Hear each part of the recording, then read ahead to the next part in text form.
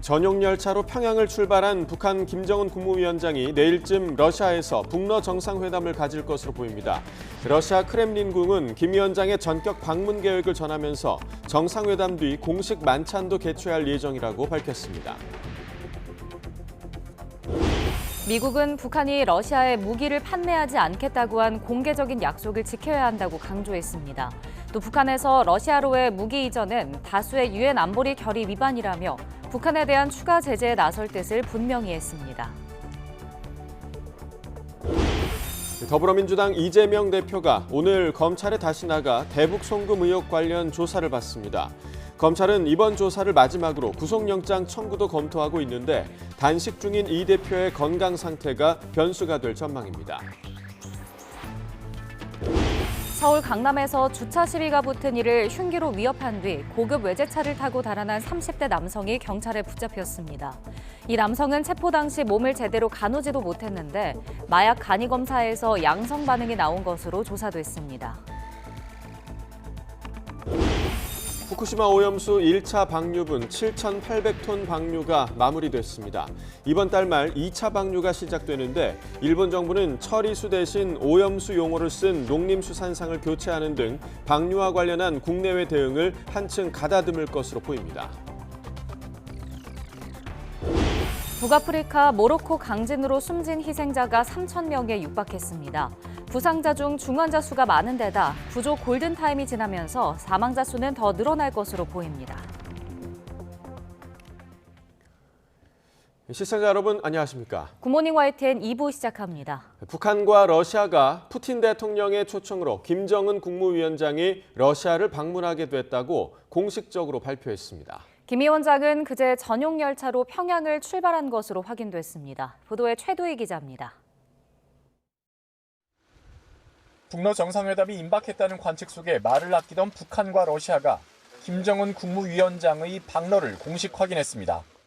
북한 조선중앙통신은 김 위원장이 푸틴 대통령 초청으로 곧 러시아를 방문하게 된다며 방문 기간 푸틴 대통령과 회담을 진행한다고 보도했습니다. 러시아 타스통신도 크렘린궁이 김 위원장이 푸틴 대통령 초청으로 수일 내 러시아에 찾아올 것이라고 밝혔다고 보도했습니다.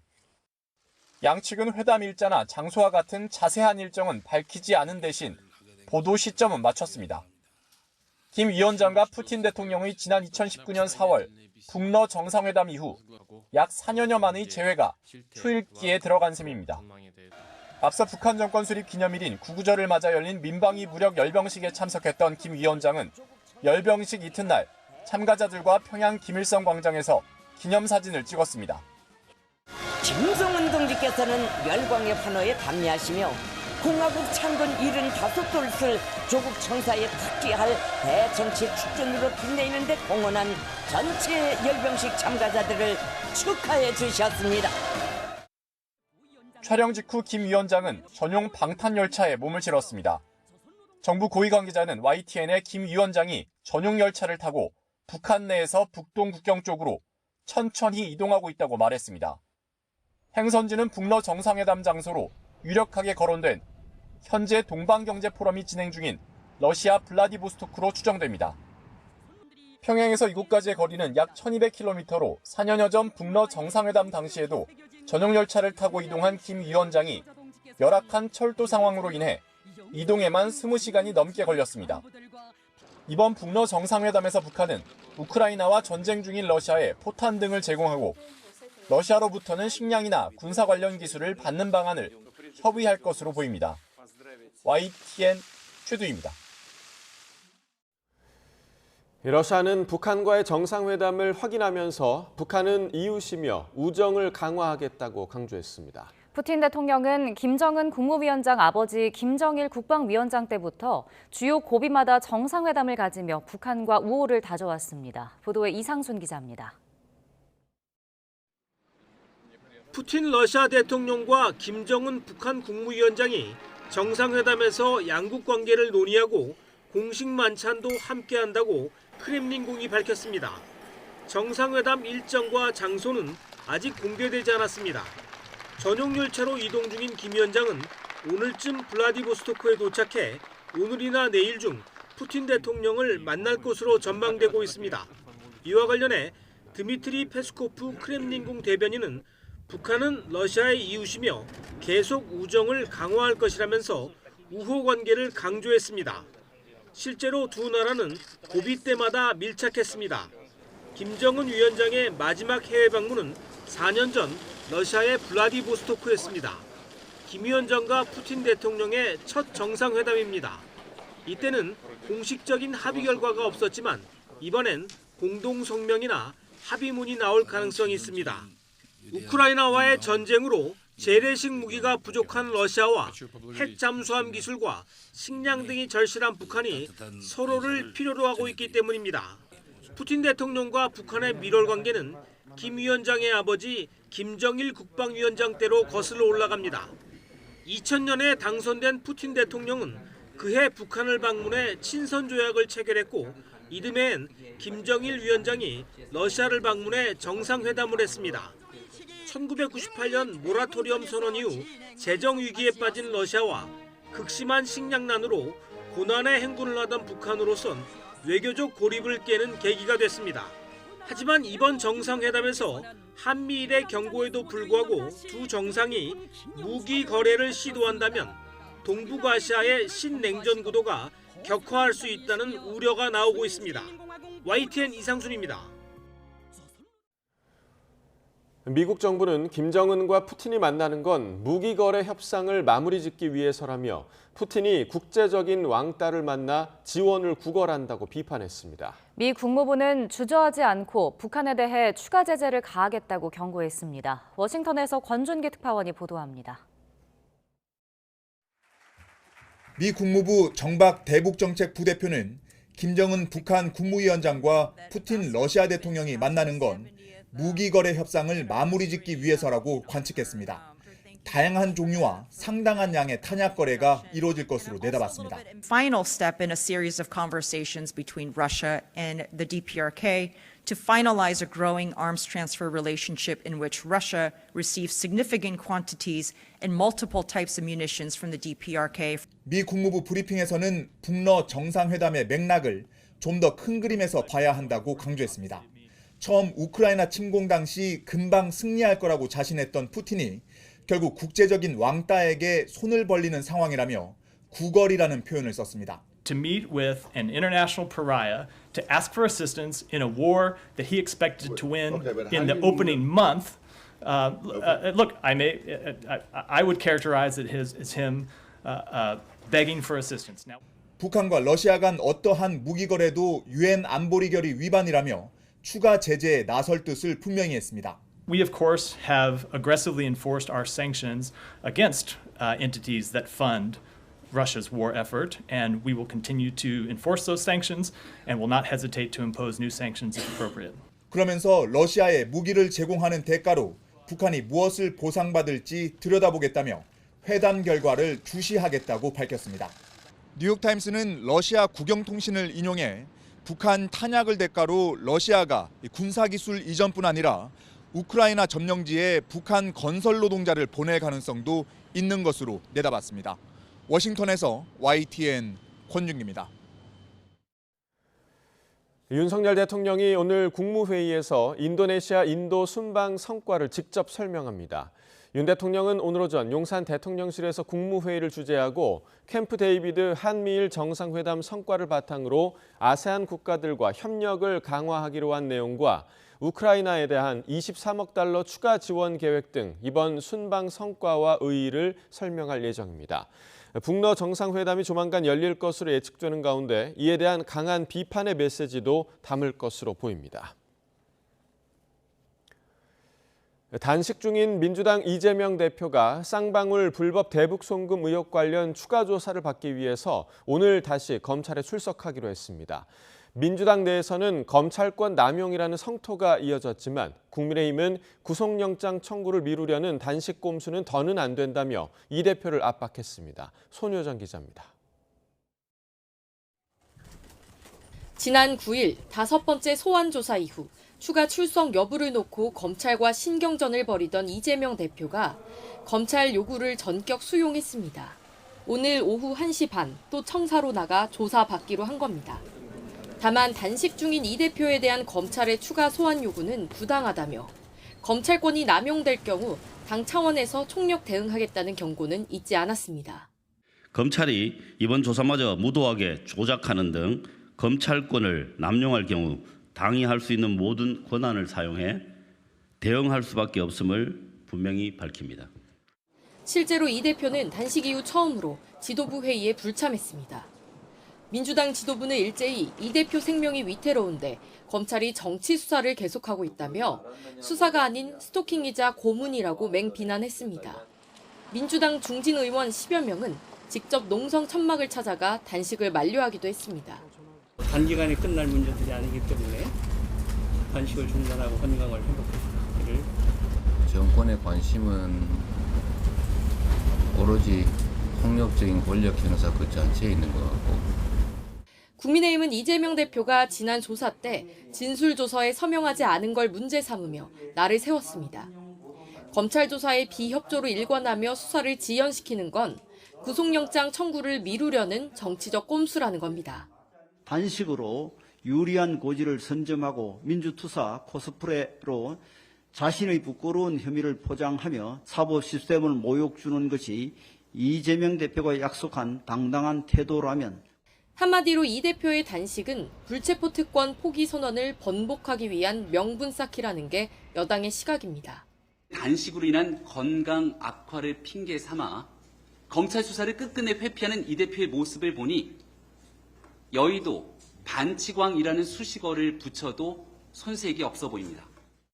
이재명 대표가 6번째 소환 조사에 응하기로 한 건 사법 리스크를 정면 돌파하겠다는 의지의 표현이란 분석도 있습니다. 하지만 검찰 역시 결국 구속영장 카드를 내놓을 거란 전망이 우세해 앞으로 체포한 표결을 둘러싸고 정치권의 파장도 불가피해 보입니다. YTN 손효정입니다. 국회 과학기술정보방송통신위원회가 오늘 오후 전체 회의를 열고 이른바 김만배 허위 인터뷰 의혹과 관련해 현안 질의를 진행합니다. 해당 의혹을 대선 공작 게이트로 규정한 국민의힘은 이동관 방송통신위원장 등을 상대로 이번 사건에 대한 책임 소재를 따지고 재발 방지책 등을 물을 것으로 보입니다. 다만 민주당 과방위원들은 오늘 회의가 여야 간 합의되지 않은 일정이라며 반발하고 있어서 여당 의원들만 참석하는 반쪽 회의가 될 가능성도 있습니다. 더불어민주당이 고 최상병 사건 수사 외압 의혹과 관련해 이종섭 국방부 장관에 대한 탄핵을 추진하기로 했습니다. 국민의힘은 이재명 대표 방탄을 위해 안보 책임자를 불쏘시개로 쓰려고 한다고 맹비난했습니다. 박기환 기자의 보도입니다. 고 최상병 사건 수사 과정에서 외압이 있었던 의혹을 제기해온 민주당이 초강수를 꺼내들었습니다.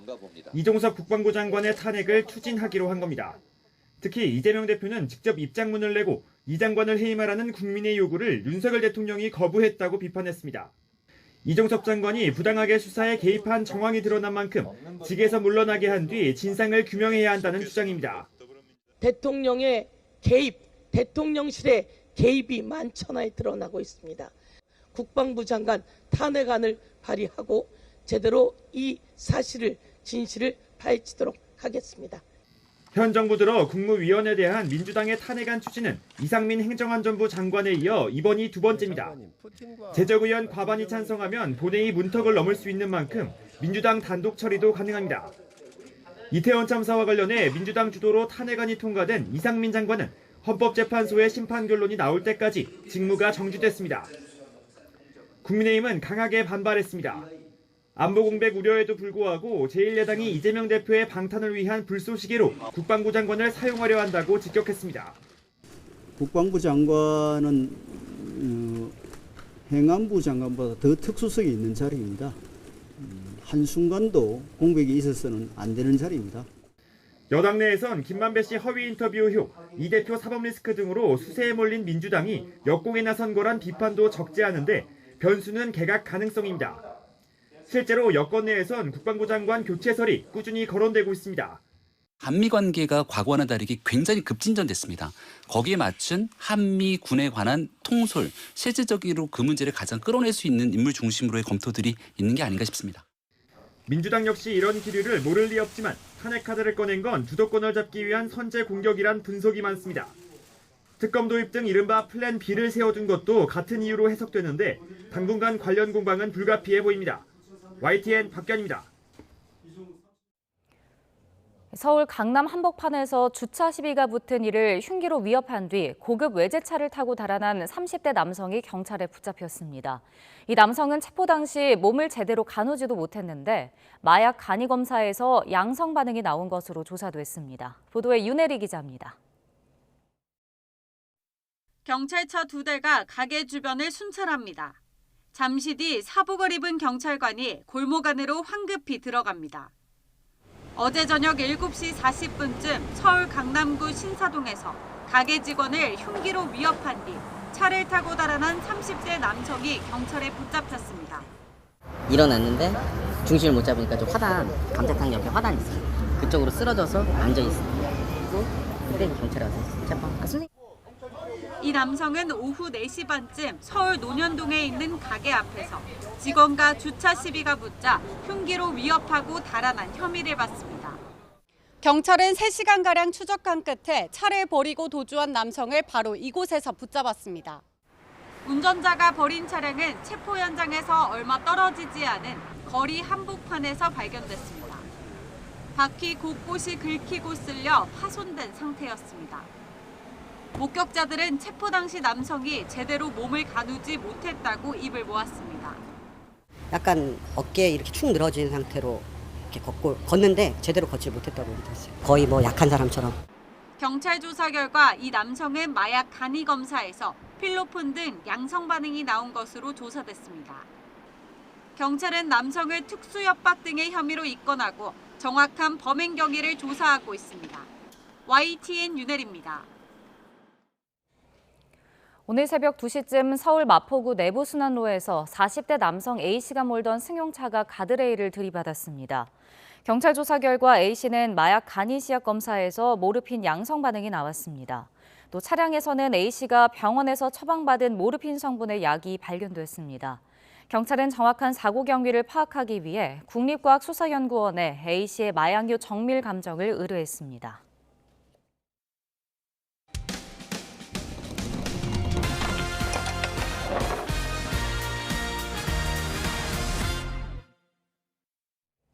환자와 부적절한 관계를 맺고 마약류 관련 수사까지 받고 있는 정신과 의사가 공공의료원에 채용돼 논란이 일고 있습니다. 면허 취소나 정지 등 의료인 행정처분이 사실상 법원 판결 확정 이후 내려지다 보니 벌어진 일인데요. 의료인 관리에 허점이 있는 것 아니냐는 지적이 나옵니다. 보도에 송세혁 기자입니다. 종합병원 정신건강의학과 의사였던 유부남 A씨. 자신의 환자였던 유부녀 B씨와 최근 5년간 불륜 관계를 맺었습니다. 대한의사협회 윤리 지침에는 진료 중인 환자와 애정 관계를 금지하고 있고 특히 정신과에서는 더욱 금기시됩니다.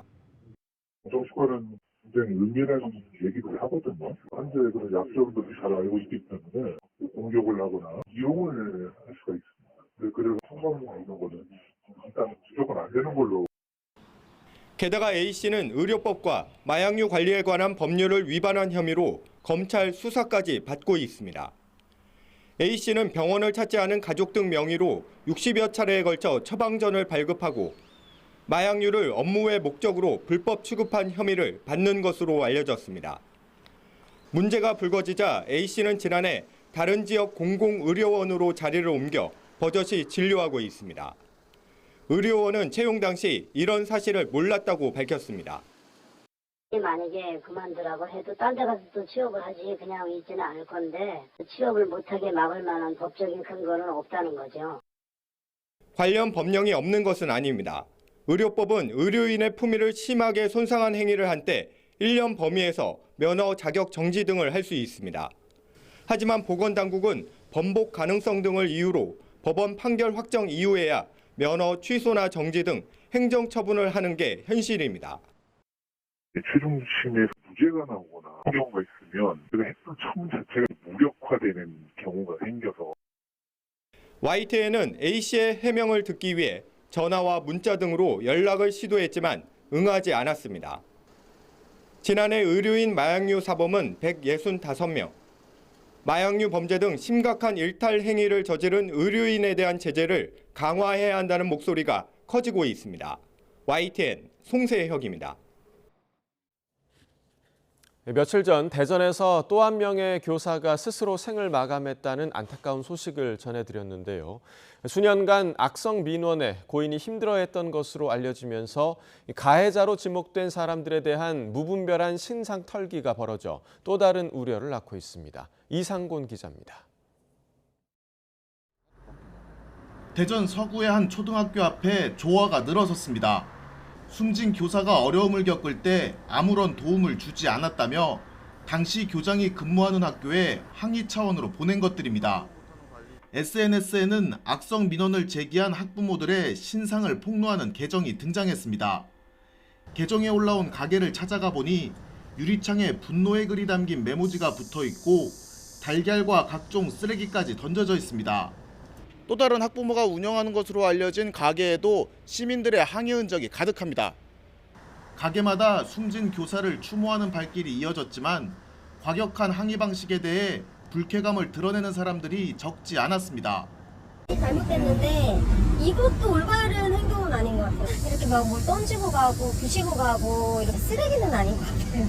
아유 속상하네요 정말. 마음은 좋진 않아요. 어쨌든 아이가 보기에도 이렇게 좋아 보이는 현장은 아니었고 사회적으로 이렇게 매장을 당하는 그런 느낌은 아이를 생각하는 저 부모로서는 좀 안타까움이 들어요. 가해자로 지목된 또 다른 학부모는 마녀 사냥으로 고통받고 있다며 억울함을 호소했습니다. 아이가 심리치료를 받기는 했지만 교사에게 민원을 제기하거나 아동학대 혐의로 신고하지 않았다며 당시 담임과 나눈 문자 내용을 공개했습니다. 정말 충격 때문에 지금 말을 어떻게 해야 될지도 모르겠고 살인죄까지라는 이렇게 누명을 받으니까 진짜 너무 힘드네요. 숨진 교사가 정서적 학대를 했다는 의견을 낸 국제아동단체 산하기관에도 질타가 쏟아지고 후원 취소 움직임까지 일고 있습니다. 대전시 교육청은 조사단을 꾸려 본격적으로 실태 파악에 나섰습니다. 이런 가운데 추모 공간 인근의 조화들이 무분별하게 버려진 것을 두고 논란이 일었습니다. 교육청은 기존에 설치된 오래된 조화들을 철거하기로 노조 측과 합의했지만 철거 과정에서 미숙한 부분이 있었다며 사과했습니다. YTN 이상곤입니다. 지난 7년 동안 선거관리위원회 경력 채용에 대한 국민권익위원회의 전수조사에서 부정합격이 의심되는 58명이 추가로 확인됐습니다. 권익위는 지난 2017년부터 채용된 선관위 공무원 경력 채용자 384명을 전수조사해 353건을 적발했다고 밝혔습니다. 권익위는 부정합격 의혹자 58명을 포함해 312건은 가족 특혜나 부정청탁 여부 등 사실관계 규명이 필요하다고 보고 대검찰청에 수사를 의뢰했습니다. 울산시장 선거 개입 사건 결심 공판에서 검찰이 송철호 전 시장에게 징역 6년을, 더불어민주당 황운하 의원에게 징역 5년을 각각 구형했습니다. 송 전 시장 등은 그러나 청와대 하명 수사나 선거 개입 의혹 등은 모두 검찰 기획에 불과하다며 무죄를 주장했습니다. 김철희 기자가 보도합니다. 지난 2020년 검찰은 청와대 선거 개입 하명 수사 의혹을 수사하면서 송철호 당시 울산시장과 전 울산경찰청장이었던 민주당 황운하 의원 등 10여 명을 무더기로 재판에 넘겼습니다. 문재인 정부 청와대가 지난 2018년 울산시장 선거에 조직적으로 개입했다는 게 의혹의 핵심이었습니다. 송철호 캠프에서 상대 후보였던 김기현 당시 울산시장 측근 관련 자료를 청와대에 전달해 수사를 촉구했고 청와대가 첩보 형식으로 자료를 경찰에 하달해 수사를 진행하는 방식으로 선거에 영향을 미쳤단 겁니다.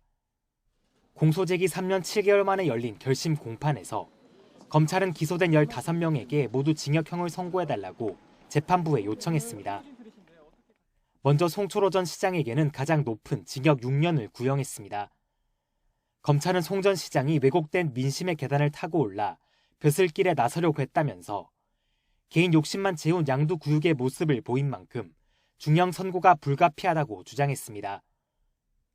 황 의원에 대해선 정치적 중립이 요구되는 고위 경찰이 수사력을 남용해 선거에 개입한 결과 국회의원이 됐다며 공직선거법 위반 혐의와 직권남용 혐의를 합쳐 모두 5년을 구형했습니다. 이 밖에도 송병기 전 울산시 경제부시장이 징역 3년 6개월을, 백원우 전 청와대 민정비서관이 징역 3년을, 민주당 한병도 의원이 징역 1년 6개월을 구형받았습니다. 당사자들은 그러나 법정 안팎에서 다시 한번 결백을 호소했습니다. 검찰이 주장하는 선거 개입 시도나 하명 수사 자체가 없었단 겁니다. 수사 청탁 전혀 없으셨던 거로 알고 있으면 될까요? 네. 한 말씀만 부탁드리죠. 네, 없었습니다. 검찰이 보복을 위해 수사하고 기소한 사건인 만큼 무죄를 확신한다고도 했습니다.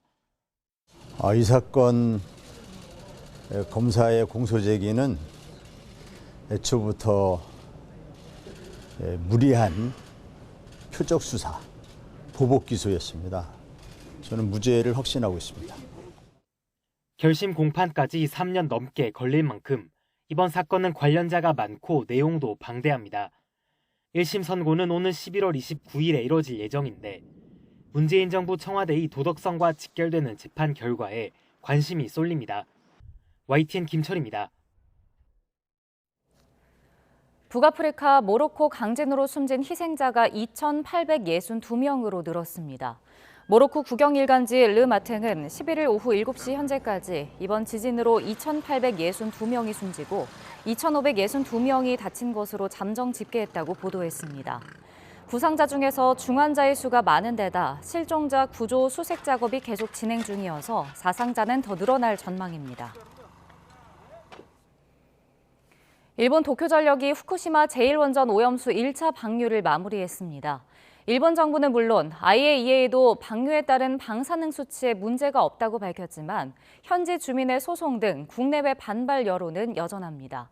이번 달 말 2차 방류를 앞두고 일본 정부는 대응 전열을 한층 더 가다듬을 것으로 보입니다. 도쿄에서 김세호 특파원의 보도입니다. 도쿄전력이 후쿠시마 제1원전 오염수의 1차 방류분 7,800톤을 모두 바다로 흘려보냈다고 밝혔습니다. 지난달 24일 오염수 해양 방류를 시작한 지 19일 만입니다. 約7800立方メートルの放出が本日に完了したことは承知しています。これまでのモニタリングの結果等も踏まえ、計画通り放出できており、安全に進められていると認識しています。 방류 시작 뒤 일본 환경성과 수산청, 도쿄전력 등은 원전 주변에서 바닷물과 물고기를 채취해 삼중수소 농도를 측정해왔습니다. 모두 삼중수소 농도에 이상이 없다고 밝힌 가운데 IAEA도 방류 이후 같은 의견을 내놓았습니다. 한편 기시다 총리는 아세안 G20 정상회의 기간 중국의 일본 수산물 수입 금지 철회를 촉구하면서 각국이 이번 방류를 이해하고 있다고 자평했습니다. 中国の水産物輸入停止措置については引き続き即時撤回を求めていきます。 일본 언론들은 중국 리창 총리가 공개적으로 오염수 방류를 직접 비난하지 않았다는 점을 집중적으로 부각하며 거들고 있습니다. 2차 방류는 이번 달 말부터인데 일본 정부는 오염수 방류와 관련한 국내외 대응을 한층 가다듬을 것으로 보입니다. 특히 후쿠시마 오염수를 일본 정부의 공식 용어인 처리수 대신 오염수로 지칭해 비난을 받는 농림수산상은 곧 교체될 것으로 알려졌습니다. 방류에 따른 중국의 수산물 수입 금지 조치를 놓고 중국과의 기싸움에서 자칫 틈을 보이면 안 된다는 의도인 것으로 보입니다. 1차 방류 이후 어느 정도 자신감을 얻은 일본은 오염수 방류의 정당성을 강조하기 위해 주변국에 더욱 공세적인 자세로 나올 가능성이 커 보입니다. 도쿄에서 YTN 김세호입니다.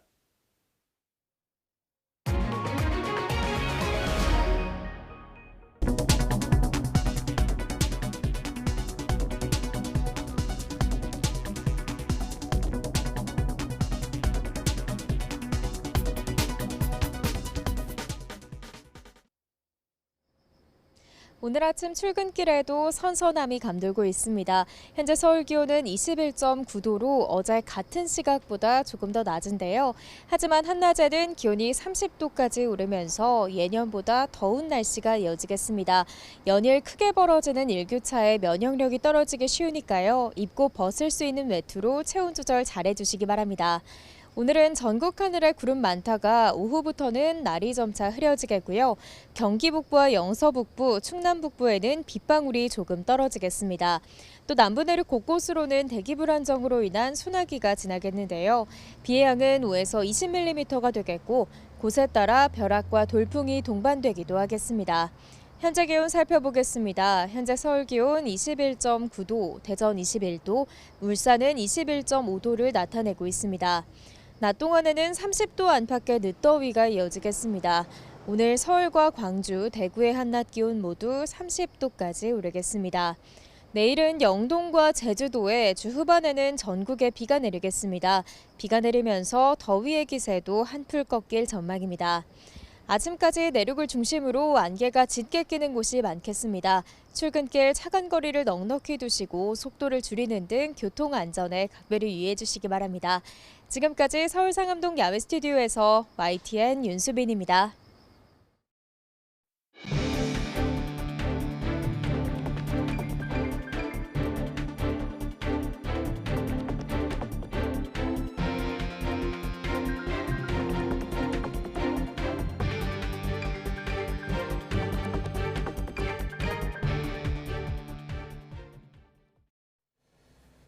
북한과 러시아가 김정은 국무위원장의 러시아 방문과 북러 정상회담 개최 계획을 공식 발표했습니다. 북한 조선중앙통신은 어제 오후 8시 김 위원장이 블라디미르 푸틴 대통령의 초청으로 곧 러시아를 방문해 회담을 진행하게 된다고 밝혔습니다. 러시아 크렘린궁도 같은 시각 브리핑에서 김 위원장이 푸틴 대통령의 초청을 받아 수일 내 러시아를 방문할 예정이라고 밝혔습니다. 김정은 북한 국무위원장의 러시아 방문이 공식 확인된 가운데 외신들도 관련 소식을 신속히 전하면서 그 파장에 주목했습니다. AP통신은 서울발 기사에서 러시아의 기술 이전 가능성은 김정은이 한미일을 겨냥해 축적하고 있는 핵무기와 미사일로 인한 위협을 증가시킬 수 있다는 우려를 높인다고 지적했습니다. 로이터 통신도 각국 정부는 김정은 위원장이 러시아를 방문할 것인지 예의주시해왔다며 이는 핵으로 무장한 북한과 우크라이나와 전쟁 중인 러시아 간에 더 긴밀한 군사 협력을 예고하기 때문이라고 전했습니다. 미 국무부는 김정은과 푸틴이 만나 러시아에 대한 북한의 다양한 종류와 상당한 양의 탄약 제공을 결정할 거라고 예상했습니다. 정박 미 국무부 부차관보 겸 대북정책부 대표는 워싱턴 싱크탱크인 전략국제문제연구소 세미나에서 북러 정상회담은 러시아가 우크라이나에서 사용할 무기 거래를 매듭짓기 위한 대화의 최종 단계가 될 것이라며 이같이 말했습니다. 또 북러 정상이 합의할 거래에는 북한이 러시아 방위 산업에 사용될 원자재를 제공하는 방안도 포함될 수 있다고 전망했습니다. 구구절 열병식에 포착된 김정은 북한 국무위원장의 딸 김주애의 모습에 여러 해석이 나오고 있습니다. 김 위원장과 함께 주석단 특별석에 앉고 군부 2인자가 무릎까지 꿇으면서 북한의 후계 구도가 정해질 것 아니냐는 관측도 나옵니다. 보도에 임성재 기자입니다. 지난 2월 열린 군창건 75주년 열병식에서 어머니 리설주, 당 비서들과 함께 특별석 뒤편에 마련된 귀빈석에 앉았던 김주애. 최근 열린 구구절 75주년 열병식에선 아버지 김정은 국무위원장의 옆자리인 주석단 특별석에 자리했습니다. 김주애의 달라진 위상을 확인할 수 있는 건 이뿐만이 아닙니다. 인민군 원수로 군부 2인자인 박정천 노동당 군정지도부장이 한쪽 무릎을 꿇은 채 김주애에게 귓속말을 합니다. 북한의 고위층이 김 위원장 이외의 인물 앞에서 무릎을 꿇은 건 이례적입니다. 이 같은 행보에 일각에선 김주애가 어린 나이지만 후계자 수업을 받는 것 아니냐는 관측이 나옵니다.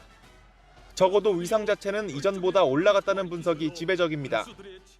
아직 승계자로 확정적으로 말하기는 이르지만 이번 구구절에 보여준 모습을 보면 좌석도 바로 김정은 오른편에 앉는 가장 높은 위치에 있고 또 이 국제 무대에 처음 데뷔를 했다. 이런 측면에서 비중이 이전보다는 높아진 양상을 연출한 것은 맞습니다.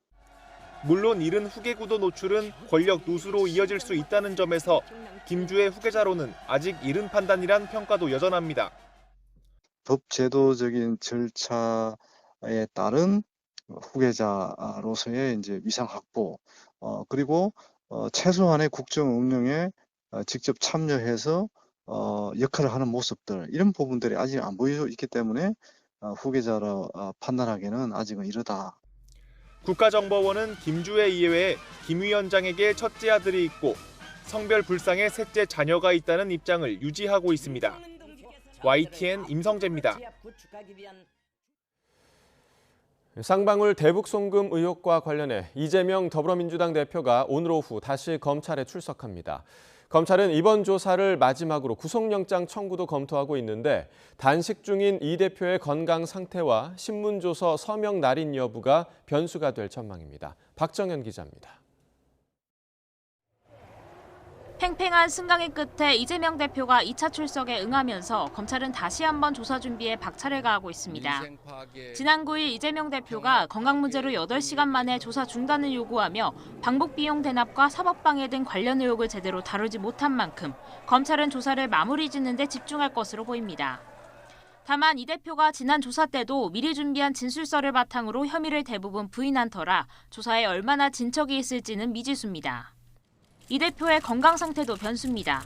단식이 열흘을 넘기며 당 지도부 회의에도 참석하지 못할 정도로 기력이 급격히 떨어져 조사 과정에서 차질이 빚어질 가능성을 배제할 수 없기 때문입니다.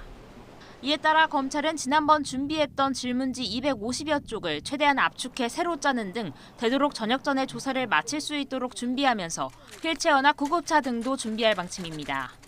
지난 9일 서명하지 않아 재판에서 증거로 쓸 수 없게 된 피의자 신문조서에 이번엔 이 대표가 서명할지도 관심입니다.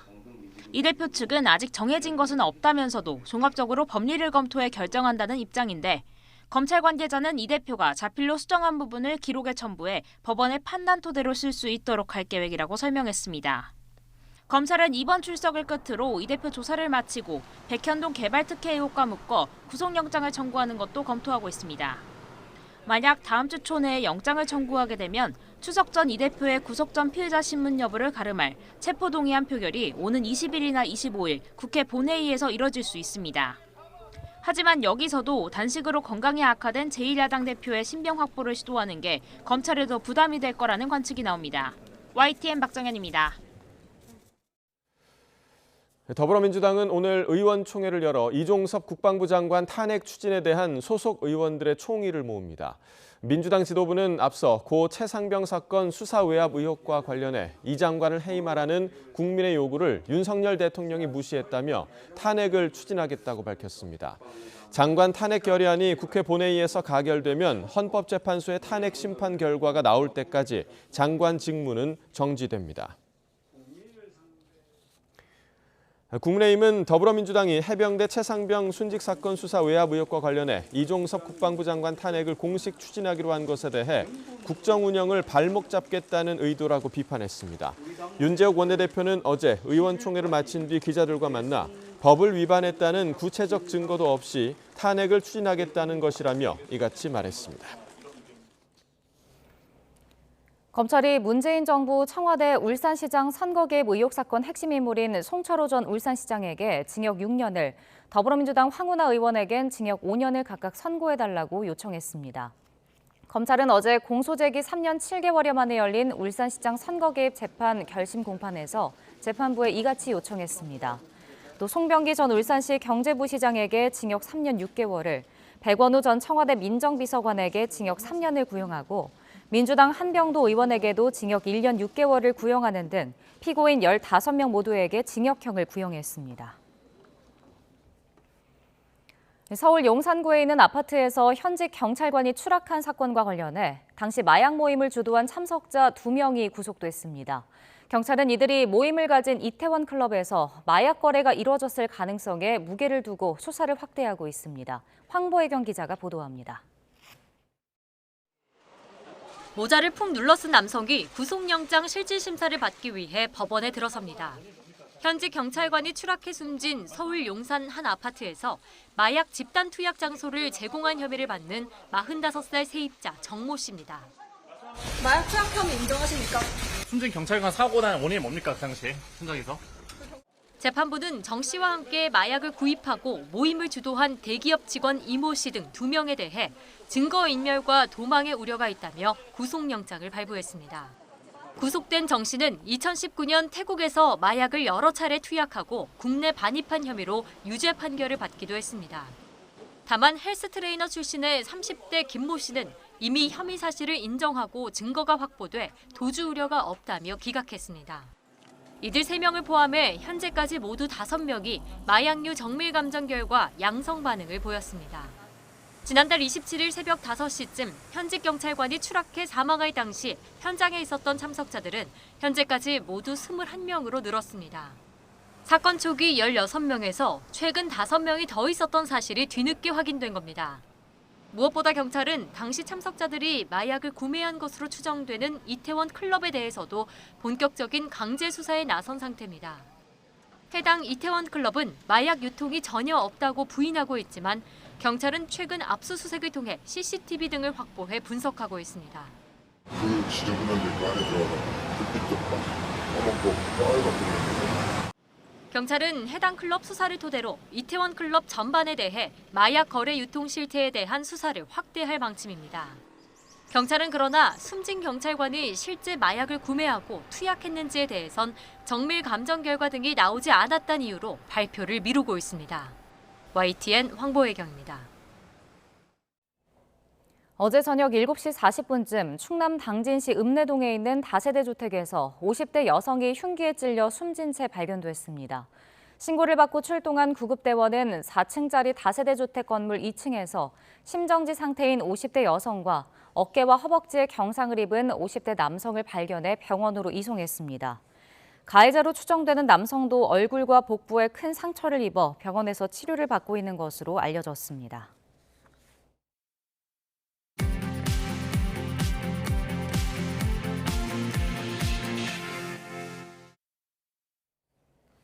이 시각 세계는입니다. 강진 발생 나흘째인 모로코는 사망자가 2,800명을 넘으며 3,000명에 육박했습니다. 생존자를 한 명이라도 더 찾으려는 시간과의 싸움도 더 치열해지고 있습니다. 김선희 기자입니다.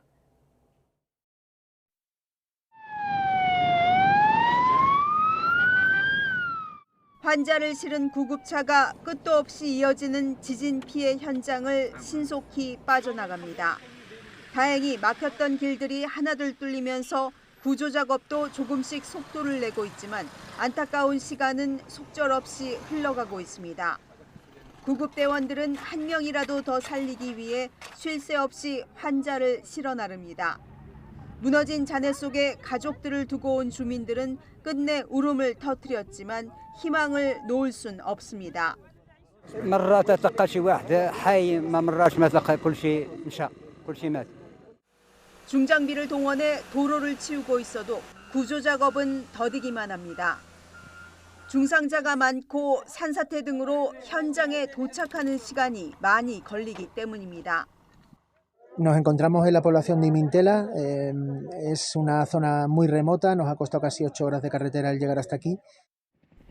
하늘에서 내려다본 지진 피해 현장은 참혹했습니다. 수백 년 된 집들은 한때 관광 명소였지만 이제는 납작한 흙무더기로 변했습니다.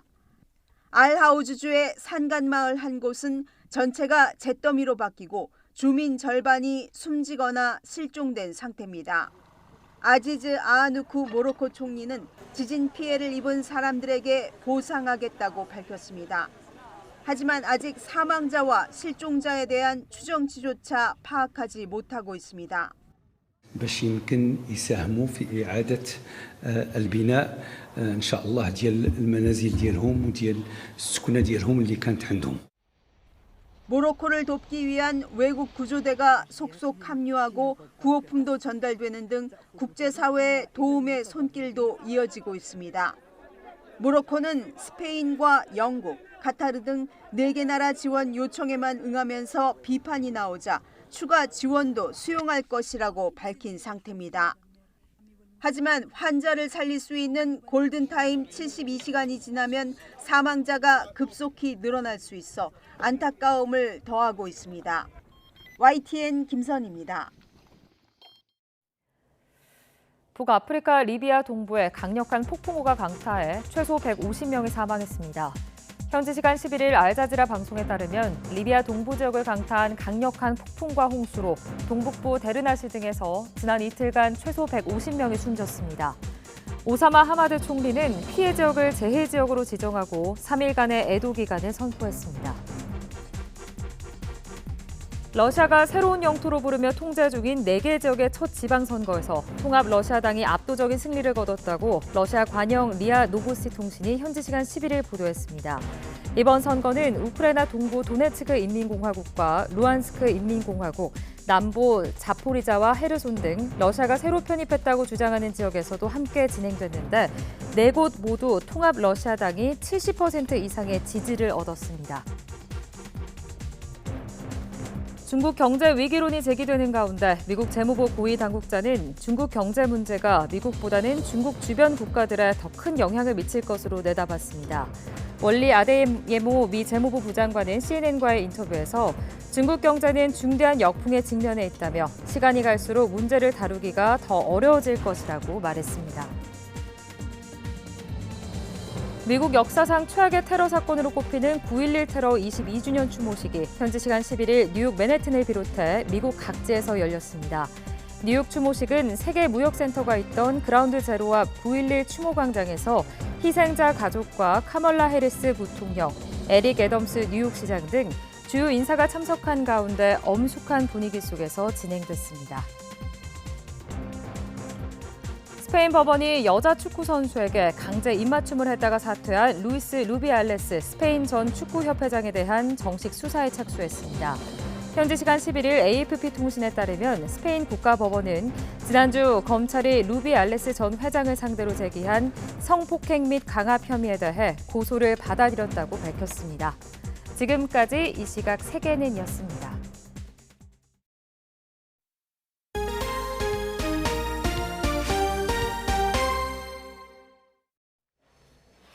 전국경제인연합회가 BTS의 소속사 하이브와 네이버, 카카오, 쿠팡, 또 배달의 민족 운영사인 우아한 형제들의 회원 가입 요청 공문을 보냈습니다. 해당 기업들은 가입이나 미가입 여부를 확답하지 않고 서로 눈치만 보는 상황입니다. 보도에 최기성 기자입니다. 서울 여의도에 있는 정경련 회관입니다.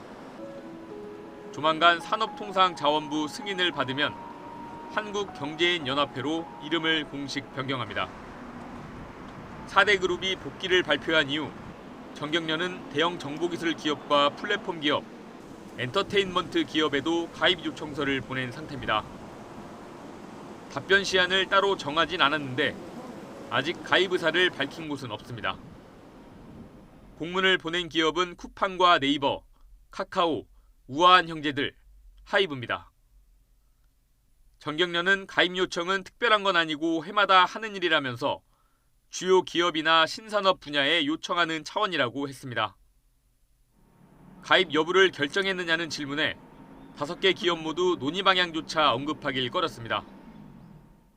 네이버, 카카오, 쿠팡은 확인해 줄 수 있는 게 없다거나 공식 입장이 없다고 알려왔습니다. 우아한 형제들은 결정된 것이 없다고 했고 하이브는 현재 검토 중이라고 답했습니다.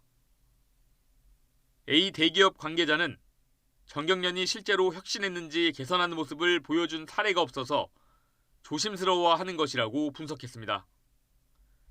B 대기업 관계자는 아직 성장 중인 기업들이라 보수적이고 정치적인 이미지와는 거리를 두려고 하는 것 같다고 평가했습니다. C 대기업 관계자는 여전히 정경유착 고리를 끊어내지 못했다는 목소리가 있어서 부담스러울 듯하다고 했습니다. 특정 기업이 먼저 손을 들고 가입 여부를 공식화하지 않는 이상 지금처럼 시간을 끄는 분위기가 이어질 가능성이 큽니다. 정경련은 2014년 SM과 YG가 새로 가입했을 때 특이한 사례라고 보고 공식 자료를 배포했다면서 이번에도 결정이 나면 공개하겠다고 했습니다. YTN 최기성입니다. 아침 저녁으로는 선선하지만 낮 동안에는 늦더위가 남아있는 요즘입니다. 크게 벌어지는 일교차를 유의해 주셔야겠는데요. 현재 서울 기온은 21.9도, 광주는 22.2도에 머무르고 있지만 한낮에는 30도까지 오르면서 예년보다 더운 날씨가 이어지겠습니다. 오늘은 오후부터 날이 점차 흐려지겠고요. 아침까지 내륙 곳곳에 안개가 짙게 끼는 곳이 많겠습니다. 또 오후에는 경기 북부와 영서 북부, 충남 북부에 빗방울이 조금 떨어지겠고 남부 내륙으로는 5에서 20mm의 요란한 소나기가 지날 수 있겠습니다. 현재 기온 살펴보겠습니다. 현재 서울 기온 21.9도, 대전 21도, 울산은 21.5도를 나타내고 있습니다. 한낮에는 기온이 30도 안팎까지 크게 오르겠습니다. 오늘 낮 기온 서울 30도, 대전과 대구, 광주 모두 30도가 예상됩니다. 내일은 영동과 제주도에 주 후반에는 전국에 비가 내리겠습니다. 비가 내리면서 더위의 기세도 한풀 꺾일 전망입니다. 지금까지 날씨 정보였습니다. 굿모닝 YTN 2부 마칩니다. 잠시 후 6시 50분 3부에서 뵙겠습니다.